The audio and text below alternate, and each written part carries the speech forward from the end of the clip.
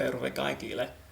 Olen ulkomainen opiskelemassa Suomessa. Tulin Suomeen vuosista 2012 lähtien, siis noin 2,5 vuotta nyt. Mutta en todella keskustella suomeksi koko ajan. Siis päätään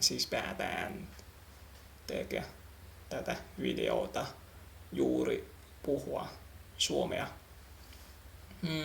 Ensimmäisellä videolla mä puhun satunnaista asioita asumassa Suomessa.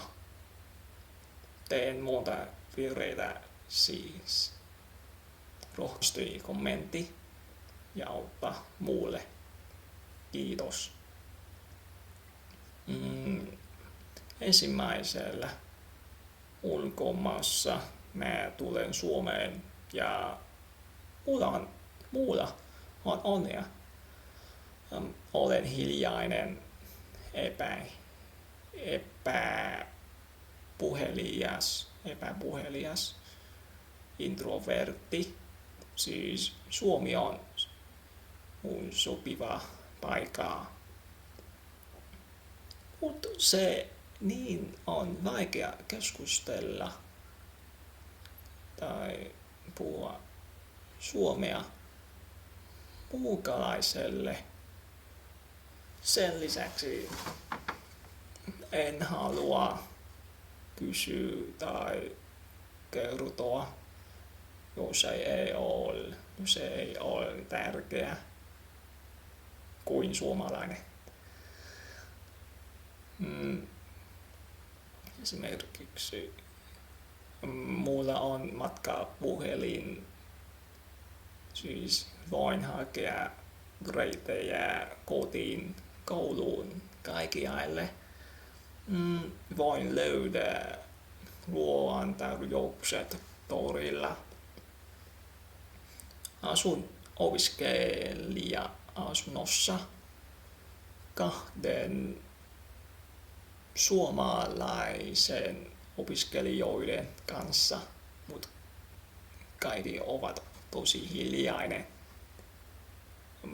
Olemme juuri keskustelemaan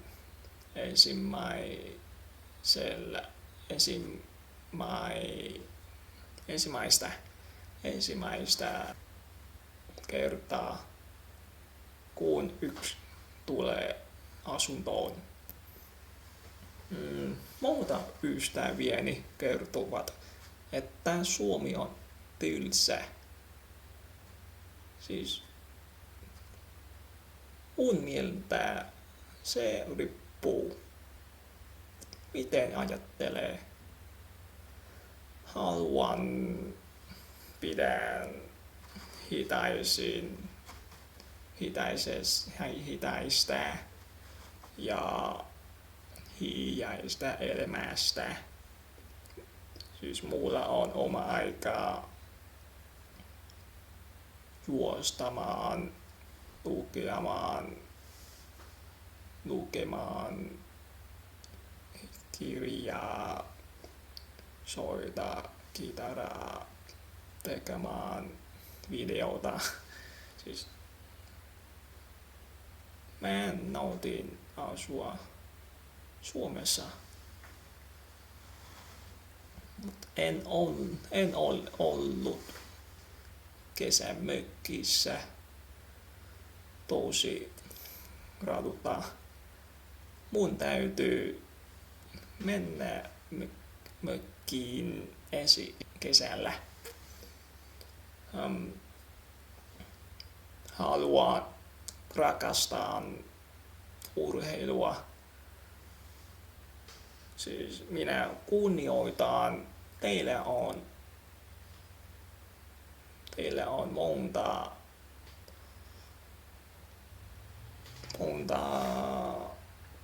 maailman luokan urheilijoita. Urheilijoita ei ainoastaan jääkiekossa, vaan myös muussa. Esimerkiksi Tero Pitkämäki, Jussi Jääskeläinen, Jarkko Nieminen, Teemu Selänne, Kimi Räikkönen, Sami Hyppiä, Jari Litmanen. Suomessa on noin 5,5 miljoonaa asukasta. Siis teidän saavutukset ovat mahtavaa. No niin, se siitä.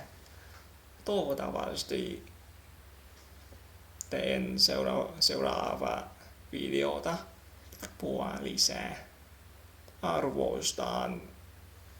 Arvostan mitään apua teistä.